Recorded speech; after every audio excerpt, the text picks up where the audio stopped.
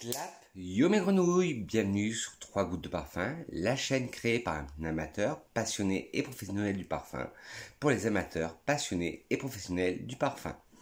Alors aujourd'hui, on se retrouve pour une vidéo un peu chit-chat sur ma vie, pour que vous appreniez un peu à me connaître plus. La vidéo, c'est 6 parfums, 6 faits sur ma vie. Et oui, depuis tout petit, je baigne dans le parfum. Et vous allez comprendre pourquoi. Alors aujourd'hui, c'est pas un élève, ça va être un compagnon de parole qui va être à côté de moi. C'est Pierrot le Lapin. Il est là. Et Pierrot le Lapin va être mon compagnon de parole. Il va écouter tout ce que je vais dire, je vais blablater sur le parfum. Sur ce, prenez un petit verre d'eau ou un petit thé ou un petit café. Oui, 11h20. Alors, vous préparez peut-être à manger et en même temps vous regardez la vidéo. Ben non, je suis bête. Parce que quand la vidéo va apparaître, ce sera que ce soir. Alors bon. Ben, vous pourrez vous préparer à manger ce soir. Pour ce soir. En regardant la vidéo. Bon, on est prêt, trêve de blabla. On décolle sur la planète parfum. Alors le premier parfum, enfin c'est une autre senteur et qui me rappelle trop mon enfance. Et c'est le Arthur et Lola Baby Sol, haute senteur pour bébé. Bon, le packaging a changé, mais je le connais très bien, cette haute senteur, enfin, ce parfum. Parce que, et oui, quand je vous disais que j'ai baigné dans le parfum depuis mon plus jeune âge, ma maman me l'avait acheté, je l'avais à ma naissance, ce parfum. Et ah, quel bonheur! Et oui, je l'ai racheté. Parce que pour moi, quand je le sens, je me ressens, 38 ans en arrière. Oh mon Dieu, là le coup de vieux là sur la tête, je sais pas si vous l'avez vu passer là. C'est une autre senteur bien sûr sans alcool pour bébé. Et dedans vous avez des notes de jasmin, de rose, de frésia et de fleurs d'oranger. On sent beaucoup la fleur d'oranger dedans. Et ils disent, l'autre senteur Arthur et Lola offre à votre bébé un doux câlin parfumé. C'est notre fleurie de jasmin, de rose, de frésia et de fleurs d'oranger. L'enveloppe d'une délicatesse, douceur. Spécialement formulée pour la peau délicate des bébés et des jeunes enfants, elle peut être utilisée dès la naissance. Sans alcool, l'autre senteur Arthur et Lola peut être vaporisée quotidiennement sur la peau, les cheveux, les vêtements ou les draps de bébé. Elle peut être aussi utilisée par les mamans. Ou pour les papas. Hein. Mais moi, c'est... Pour moi, c'est une mémoire olfactive. C'est quand j'étais tout petit, 38 ans. Il y a 38 ans, mais bon, je ne me rappelle plus. Mais l'odeur m'a toujours bercé. Leur odeur aussi de produits pour le corps. Et l'odeur de... Quand j'étais stressé le soir, fatigué, et oui, ça ne change pas en 38 ans. Désolé, un petit coup de chaud. Il fait très lourd. Ma maman, elle me mettait des gouttes, des petites billes de fleurs d'oranger dans mon biberon d'eau. Et ça m'a apaisé. L'eau de senteur Arthur et Lola, ça sent les petites billes de fleurs d'oranger. Je sais pas si vous avez connu ça, je crois que ça s'appelait Baby Calm ou un truc comme ça. Et cette autre senteur, ce parfum, pour moi, c'est mon enfance. Alors c'est le premier effet parfum et le premier effet sur moi. C'est que, il y a 38 ans, je baignais déjà dans le parfum, enfin dans l'autre senteur. Et c'était l'Arthur et Lola de Baby Sol. Et je vous mettrai tous les liens des produits, bien sûr, en barre d'infos. Le deuxième fait sur moi parfumé, c'est que, comme je vous ai dit, je baignais toujours dans le parfum. J'ai toujours baigné dans le parfum. Et ma grand-mère commandait souvent, ma grand-mère maternelle commandait souvent chez Yves Rocher. Vous saviez, à l'époque, Yves Rocher, à l'époque, on n'avait pas Internet. Yves Rocher vous envoyait un catalogue avec des bons de commande et vous devez envoyer vos chèques pour payer. Et ma grand-mère était une grande fan d'Yves Rocher. Et tous les mois, elle achetait. Et un jour, elle a commandé un parfum. C'est le Cléa d'Yves Rocher. Et ce parfum, dès que je le sens, je me revois, enfant, aller dans la salle de bain de ma grand-mère, quand je passais des vacances chez elle, m'en vaporiser. Et oui, déjà petit, j'en avais rien à faire des genres. je me parfumais avec Cléa d'Yves Rocher, qui était un parfum qui est magnifique. Je sais pas, je crois que Yves Rocher l'a discontinué.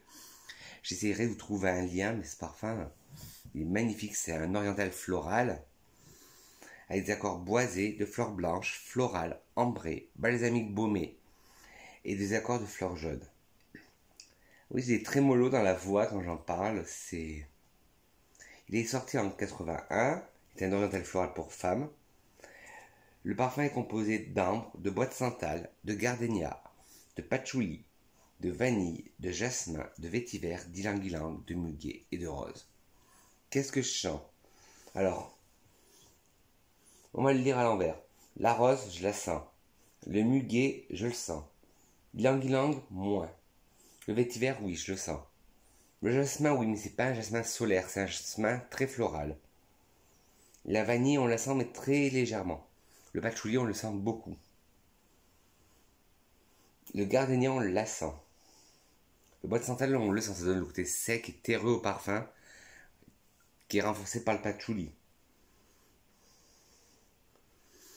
L'ambre, on la sent. Et voilà, c'est un parfum mais magnifique. Et moi, j'aurais même dit des notes poudrées dedans.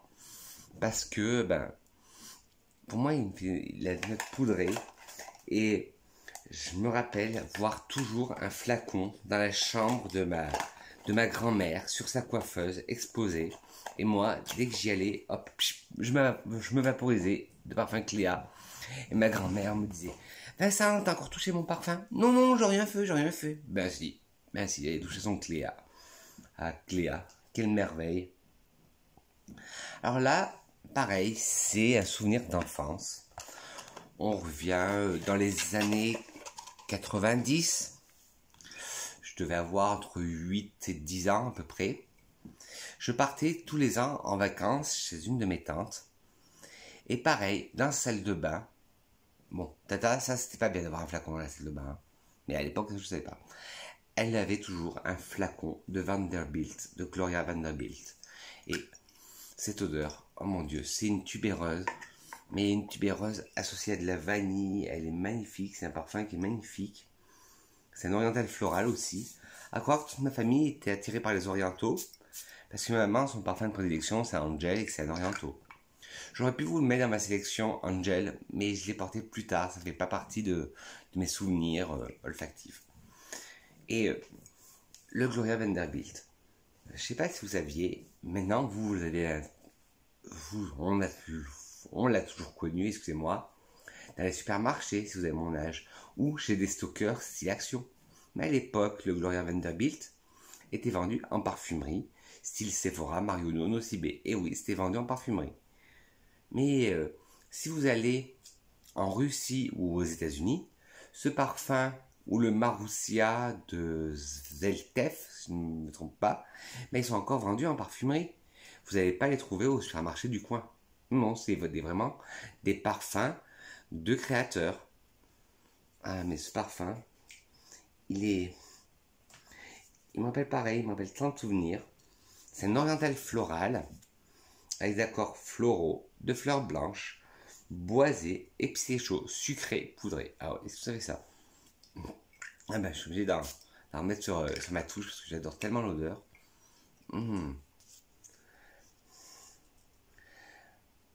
Alors, Vanderbilt de Gloria Vanderbilt est un oriental floral. Il a été lancé en 82, l'année de ma naissance. Voilà.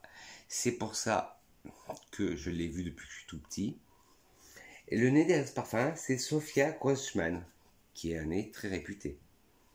Les notes de tête sont aldéhyde, ananas, fleur d'oranger, lavande, note verte, bergamote. Les notes de cœur sont œillet, tubéreuse, racine d'iris, jasmin, ylang-ylang, rose. Et les notes de fond sont bois de santal, cannelle, opoponax, musc, civette, vanille et vétiver. Alors, en tête, je sens bien les aldéhydes. L'ananas, non. La fleur d'oranger, ah oui, je la sens beaucoup. La lavande, non. Moi, pourtant, qui sait bien distinguer la lavande, là, je la sens pas du tout. Les notes vertes, oui, on les sent bien. La bergamote, moyennement. Le cœur, toute cette splendeur, c'est ça. L'œillet, une fleur épicée, ouais, c'est ça. La tubéreuse, ah ben ça, bien sûr, dès qu'il y a tubéreuse, Vincent est dans les parages. Ah, c'est un parfum, ouais. La tubéreuse, on la sent beaucoup. Comme je vous disais, c'est une autre facette de la tubéreuse. Là, c'est le côté fleuri de la tubéreuse. C'est pas la facette animale, c'est pas la facette médicale, c'est pas la facette cuirée, ni la facette boisée. Là, c'est la facette florale de la tubéreuse. La racine d'iris, oui, qui donne ce côté très poudré au parfum. Le jasmin, on le sent très bien. Mais pareil, pas un jasmin solaire, c'est vraiment un jasmin floral. Ylang-ylang, on le sent. Et pareil, ylang-ylang classique. Pas solaire du tout, un ylang-ylang floral. La rose, ah oui, la rose, oui. Une rose à profusion, mélangée avec toutes ces fleurs et l'aldéhyde. C'est une beauté. Et le fond, le bois de santal, oui, ça donne ce côté fumé au parfum, sec au parfum. Comme si vous tailliez un crayon de papier. Vous dites comment vous faites? Crayon de papier, crayon gris, crayon de bois? Allez, dites-moi dans la barre d'infos, vous êtes quel team? Team crayon de papier, crayon gris, crayon de bois? Bon, le bois de santal, comme je disais, qui rappelle cette odeur de crayon taillé. De la cannelle, on le sent légèrement.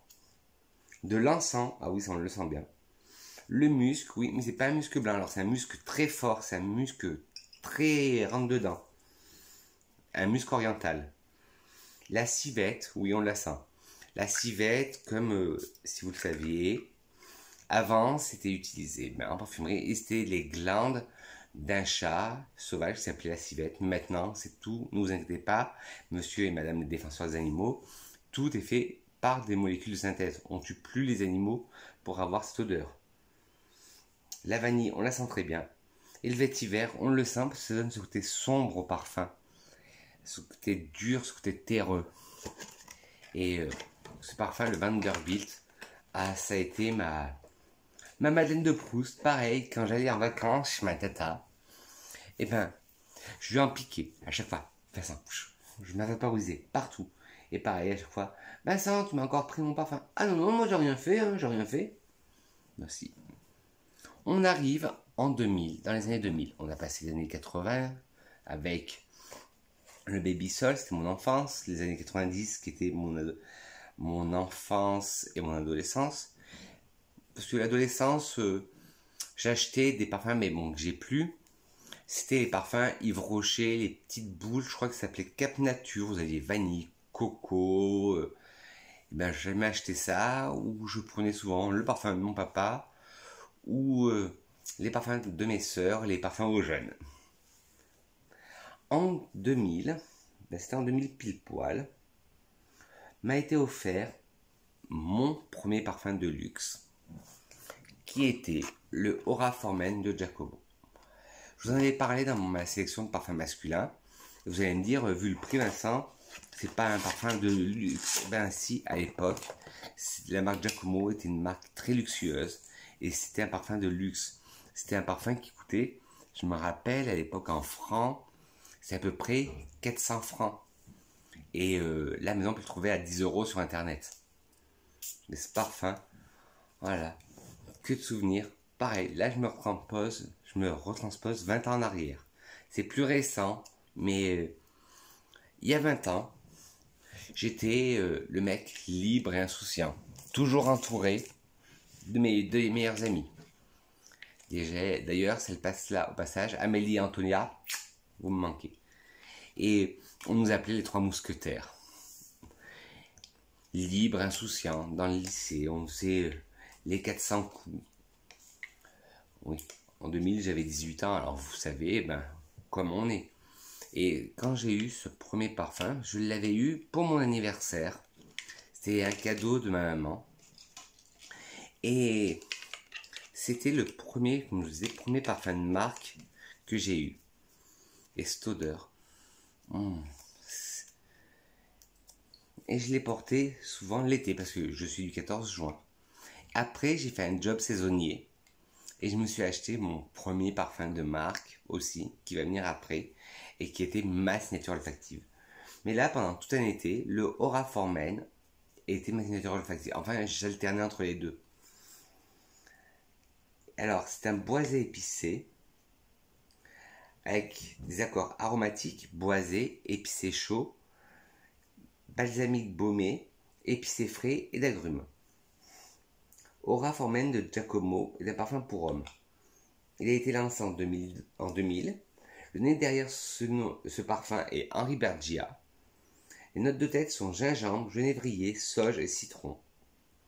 Le cœur se compose de noix de muscade, de fève tonka, de cannelle, de thé vert, de tabac. Et les notes de fond, du bois de santal, de l'ambre, du patchouli, du musc et du cèdre. Ouais. Non mais ce parfum, il est magnifique. En plus, le flacon, c'est un objet de design très art déco. Un cube de verre vert dans un cube de plexiglas. C'est magnifique. Alors, le gingembre, on le sent. Le genévrier aussi, ça twist, ça peps le parfum. La sauge, on la sent.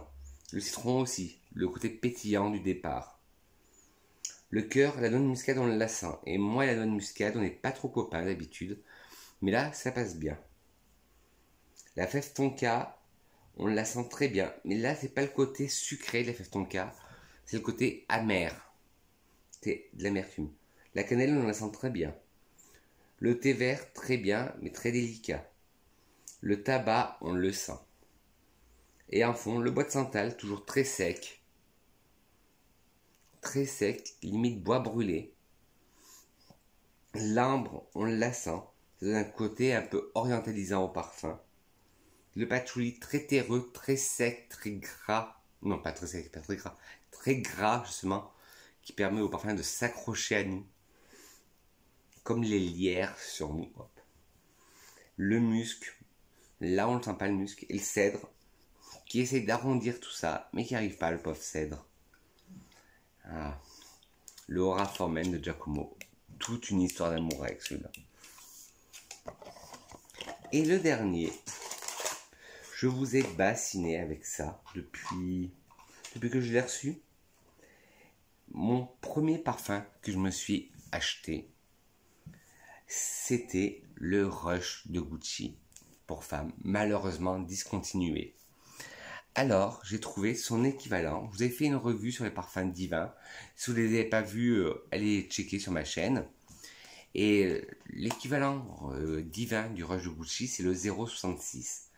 Et ce parfum, my God. Non, c'est pas le dernier, c'est l'avant-dernier. Non, j'ai pas vu l'autre. My God, ce parfum. Là, quand je le ressens, je me retrouve, pareil, 20 ans en arrière. Bon, les flacons divins sont tous les mêmes, mais l'odeur, c'est vraiment la copie, non pas la copie, l'exact réplique du Rush de Gucci. Ce parfum c'était ma signature à une époque, quand j'avais 18 ans, au lycée. Parce que ce parfum, le Rush de Gucci, pour la petite histoire, je me l'étais acheté. Le Aura, on me l'avait offert. Et le Gucci Rush, je me m'étais acheté avec mon premier argent de poche, mon premier job d'été, en parfumerie justement. Et j'étais tombé amoureux de cette odeur. Je ne sais pas si vous vous rappelez du flacon, il était en forme de VHS rouge en plastique.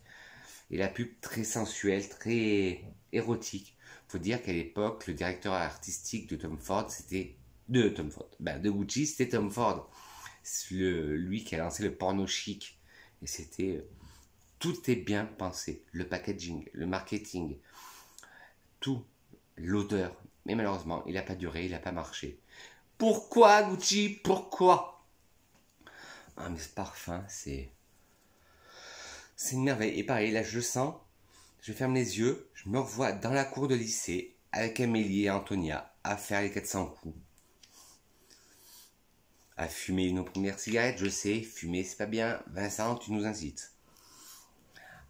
À traîner en ville, mes premières sorties en boîte le soir, ou dans les bars. Je sais aussi, c'est pas bien de boire. Mais c'est un parfum audacieux, dynamique, sensuel. Ah ben oui, je peux pas m'en empêcher. Moi, il m'en faut toujours plus. Alors, les parfums divins, comme je vous avais déjà expliqué une fois, ils mettent un double concentré d'huile essentielle. Alors, ça dure plus longtemps, la tenue. C'est pour ça que la tenue est folle. Dès que je l'ai reçue, bien sûr, moi, comme un fou, je pouvais pas ne pas l'essayer. Je l'ai mis une vaporisation sur mon poignet. Et bien, toute la journée, je me suis senti, et j'ai senti ce parfum que j'aimais tant, qui me manquait à ma collection et à ma vie. Ouais, c'est stimulant, c'est pour courageux, dynamique, audacieux, puissant.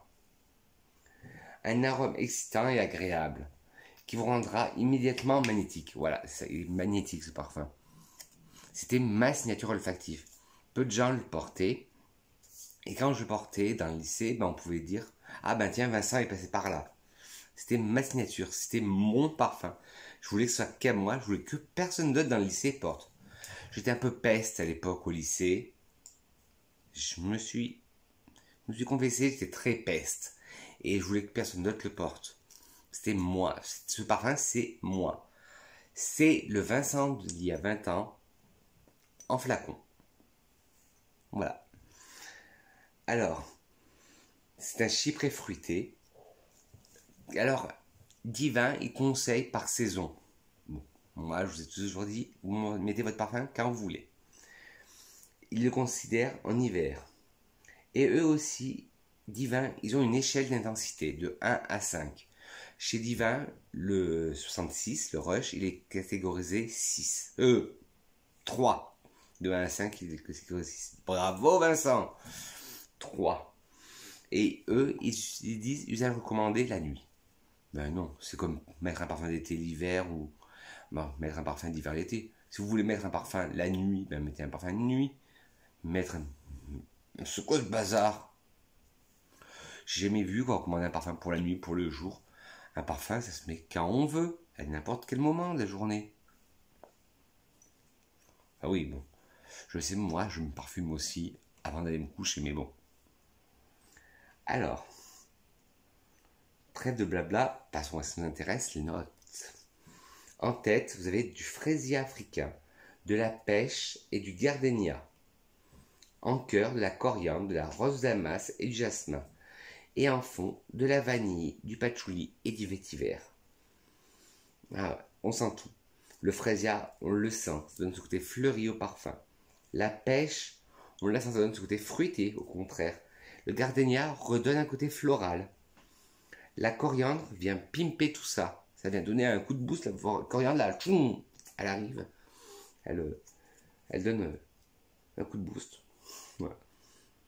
La rose de Damas, on la sent très bien. Une rose sensuelle, une belle grosse rose. Bien sensuelle, bien odorante. Le jasmin, on le sent. Et là, par contre, c'est un jasmin très chaud, très envoûtant. Limite hypnotique et envoûtant, comme la tubéreuse. En fond, la vanille, on la sent très bien. Le patchouli, qui s'agrippe, gras, on le sent très bien. Et pour arranger tout ça, le vétiver, bien s'est rajouté au patchouli. Alors il colle plus à la peau ce parfum. Quelle merveille. Et à quel point il n'y a pas que moi qui l'aime. Sur le site Divin, il est noté 4,8 sur 5. Et le dernier, on va s'arrêter dans les années 2010. En 2010, qu'est-ce qui s'est passé de particulier? J'ai commencé à travailler en parfumerie fin 2000. Enfin, au milieu des années 2000. Et en 2010, Yves Saint Laurent a créé pour moi une pépite. Je vous ai dit que c'était le Rush, ma pépite, non. Oui, aussi. J'en ai tellement de pépites aussi, mais arrêtez de sortir des parfums que j'adore. Yves Saint Laurent a sorti un parfum en 2010 qui voulait être un opium pour les jeunes femmes. Parce que c'est vrai que le opium classique était très lourd, très difficile à porter. Et il a sorti le Bel d'Opium, créé par El Maestro Alberto Morillas et Honorine Blanc. Et ce parfum, oh là là, je me rappelle, je travaillais en parfumerie, comme je vous ai dit, quand il est sorti. Et la représentante de Yves Saint Laurent est venue. Elle nous a donné une miniature chacun et un flacon. Et dès que, au début, j'étais, ouais, bof. Quand je le sentais surtout, j'étais, ouais, ils sont bons, mais sans plus. Et après, sur la peau, mamma mia, un délice. Et c'est un parfum qui m'évoque, pareil, les souvenirs de mes années adultes, qui a 10 ans. Voilà, c'était un parfum d'il y a 10 ans, malheureusement discontinué. Et pour une petite anecdote sur ma vie, sur un petit fait, c'est mon ami Pascal qui passe par là, je t'embrasse. Un jour, on parlait de parfum, parce que Pascal, quand on s'appelle, c'est toujours pour parler parfum. Et je lui dis, tu sais, il y a un parfum qui me manque à ma vie et à ma collection. Elle me dit, c'est lequel? Je lui dis, c'est bien le Belle d'Opium. Elle dit, c'est pas l'opium avec le flacon un peu bleu-violet? Je dis, si. Elle me dit, je crois que je l'ai. Je dis, non, c'est pas vrai. Elle me dit, attends, je regarde. Elle regarde dans son olfathèque et elle me dit, je l'ai. Je dis, non. Je dis, si tu veux, je te l'achète. Non. Elle me dit, non, non, elle me dit, je m'en sers plus. Je te l'envoie. Tiens, ça me rappelle ce quelqu'un ça. Clotilde, si tu passes par là. C'est pas l'histoire du fragile. Mais bien, et celui-là, ah là là, elle me l'a envoyé. Et j'en mets le moins que je peux parce que je le garde comme une relique. Parce que pour le trouver maintenant, c'est difficile et pas. Voilà. Pourquoi? Ce sont les meilleurs parfums qui sont discontinués. Le Rush, qui était pour moi une des meilleures créations, le Belle d'Opium, discontinué, le Aura discontinué, tout ce que je vous ai présenté, à part le Baby Sol, et le Vanderbilt, ils ont été discontinués. Ah, mais celui-là, et quand je ferme mes yeux, je me vois le Vincent adulte qui travaillait en parfumerie. Mais voilà, ce parfum est magnifique. C'est un rayon de soleil. C'est l'Orient en flacon. Alors c'est un oriental boisé avec des accords de fleurs blanches, balsamique baumé, fruité, boisé, épicé chaud. Belle d'Opium d'Yves Saint Laurent a été un oriental boisé pour femmes.